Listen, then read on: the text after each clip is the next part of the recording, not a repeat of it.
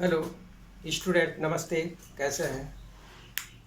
मेरे Ajay Singh competitive chemistry class में आपका वेलकम है। आज मैं आपको 10th क्लास के बच्चों के लिए कार्बन एंड इट्स कंपाउंड का पिछले वीडियो में मैंने जो बताया उसी को मैं आज आगे बढ़ा रहा हूँ। आज आपको मैं बताने जा रहा हूँ कि how carbon compound form covalent carbon atom forms covalent bond बनाने की ज़रूरत क्यों है और कैसे बनाता है। पिछले वीडियो में मैंने बताया था कार्बन की वैलेंसी 4 होती है। कैसे वैलेंसी 4 होती है इसको भी मैंने बताया था। 1s2 2s2 2p2 valence shell electron in carbon atom 2s2 2p2। Total electron लेंगे तो दोनों मिला के 4 इलेक्ट्रॉन था, उसमें से 2s का इलेक्ट्रॉन पेड था और 2p में 2 अनपेड इलेक्ट्रॉन था। और मैंने आपको यह भी कॉन्सेप्ट दिया था कि जब वैलेंस इलेक्ट्रॉन 1 2 या 3 रहे तो वैलेंसी भी 1 2 3 ही होगी। लेकिन अगर ज़्यादा होता है 3 से ज़्यादा तब वैलेंस इलेक्ट्रॉन जितना होता है वह वैलेंसी नहीं कहलाती है। वह वैलेंस इलेक्ट्रॉन जो अनपेयर्ड होता है और जो किसी के साथ बॉन्ड फॉर्मेशन में भाग लेता है उसी को हम उसकी वैलेंसी बोलते हैं। तो यहाँ पर वैलेंसी का डिफिनीशन चेंज करके बताया गया था कि the number of valence electron which can take part in bond formation are called valency. अब इसको कार्बन में चुके, इसलिए मैं बता रहा हूँ। कार्बन में पिछले क्लास में मैंने ये बताया था 1s2 2s2 2p2।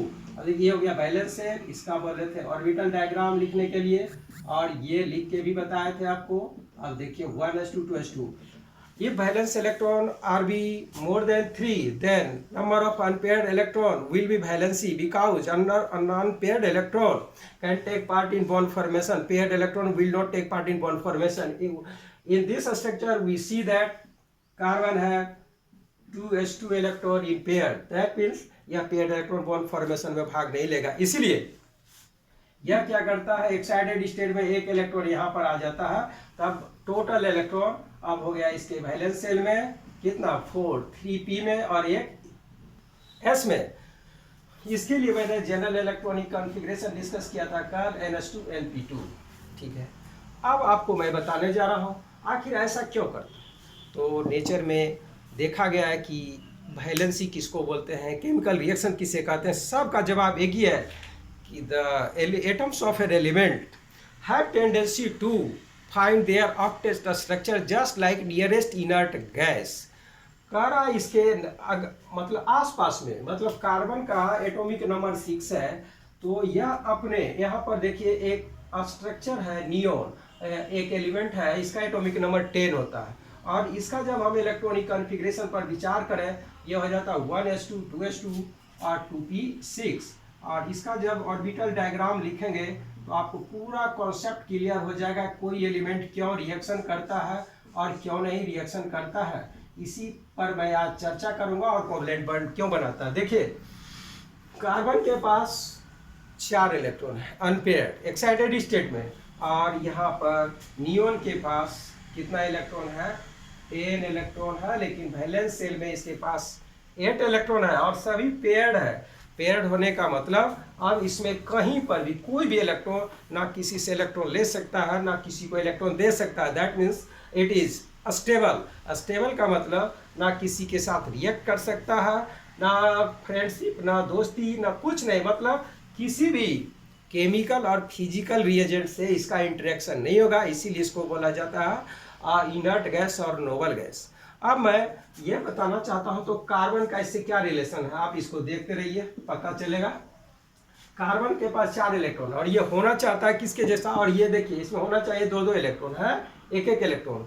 तब ये सोचता है कि मैं नियोन के जैसा हो जाऊं, तो नियोन के जैसा होने के लिए इसके पास ऑप्शन क्या है, या तो इस 4 इलेक्ट्रॉन को लॉस कर दे तब ये हो जाएगा हीलियम के जैसा। यह भी इनर्ट गैस है क्योंकि इसका लास्ट सेल में 2 इलेक्ट्रॉन की कैपेसिटी और 2 है पेड़ है, जो कि संभव नहीं है।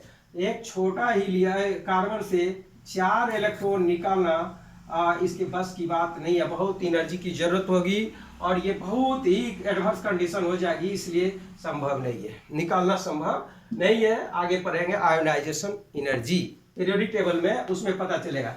दूसरी बात कि 4 इलेक्ट्रॉन अगर हम इसमें बाहर से दे देते हैं, फिर एक एक एक एक कहीं से, तो इसके बराबर हो जाएगा। ये सच है, लेकिन यह भी पॉसिबल नहीं है।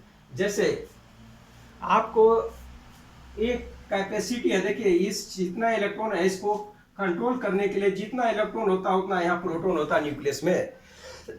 तो अगर एक्स्ट्रा इलेक्ट्रॉन दे देंगे तो इलेक्ट्रॉन आ भी सकता है, लेकिन कैसे आएगा? देखिए इलेक्ट्रॉन पर होता है निगेटिव चार्ज और दूसरा निगेटिव इलेक्ट्रॉन आएगा तो दोनों के बीच काफ़ी रिपल्सन होती है, इसलिए अनस्टेबल हो जाएगा।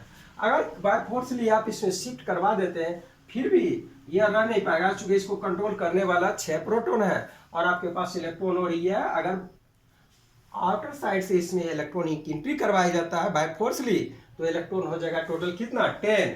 अब देखिए ये हो गया 1s2, काउंट कर सकते हैं, ये हो गया 1s2 1s2। देखिए 2 2 4 6 2 8 2 10 इलेक्ट्रॉन है, लेकिन इसको प्रोटॉन पर कोई असर नहीं पड़ा। आप इलेक्ट्रॉन की एंट्री करवाए, प्रोटॉन नहीं, इसलिए यह संभव नहीं है। तब क्या होता है? इसके लिए जो पहला केस बताए थे कि यह 4 इलेक्ट्रॉन जो अनपेयर्ड था वैलेंस सेल में, यही किसी वैसे एटम के साथ, और ये ऐसे बना लेता है स्ट्रक्चर। देखिए कार्बन एटम है, ये 4 ऑर्बिटल, यहाँ पर कार्बन, एक इलेक्ट्रॉन यहाँ, एक इलेक्ट्रॉन यहाँ, एक इलेक्ट्रॉन, यह देखिए 4 ये बॉन्ड बना लेता है।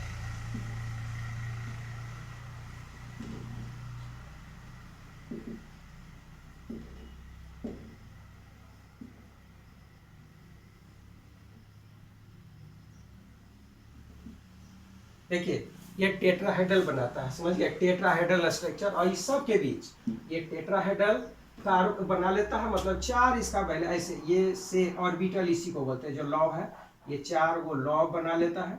इसमें एक इलेक्ट्रॉन, इसमें एक इलेक्ट्रॉन, इसमें एक इलेक्ट्रॉन और इसमें एक इलेक्ट्रॉन।